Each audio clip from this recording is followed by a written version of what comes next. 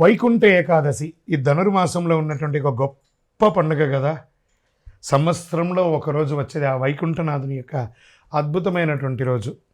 ఆ రోజు తెల్లవారుజామున అందరూ అభ్యంగన స్నానం చేసి విష్ణు సహస్రనామ పారాయణం చేసి ఇల్లంతా కూడా ప్రయాణం చల్లి గడపకి వచ్చి చక్కగా ఉపవాసాలు ఉండి ఏకభుక్తం చేసి విష్ణు సహస్రనామాలు చేసి స్వామి దేవాలయాలు దర్శనం చేసుకునే వైకుంఠ ద్వార దర్శనం చేసుకునే ఒక అలవాటు.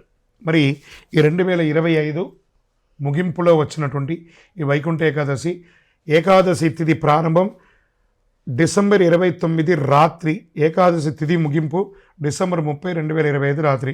దీని ఎలా ఉంటే వైకుంఠ ఏకాదశి యొక్క ప్రాముఖ్యత ఏంటి? వైకుంఠ ద్వారం తెరుచుకుంటుంది.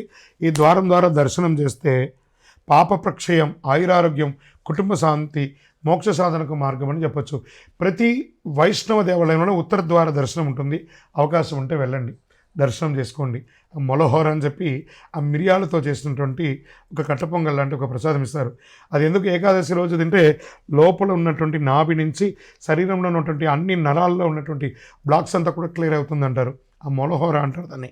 ఆ ప్రసాదం తీసుకోండి. శ్రీ మహావిష్ణువు, రంగనాథ స్వామి, వైకుంఠేశ్వర స్వామి దేవాలయాల్లో వైకుంఠ ద్వార దర్శనం అత్యంత వైభవంగా భారతదేశంలో జరుగుతూ ఉంటుంది.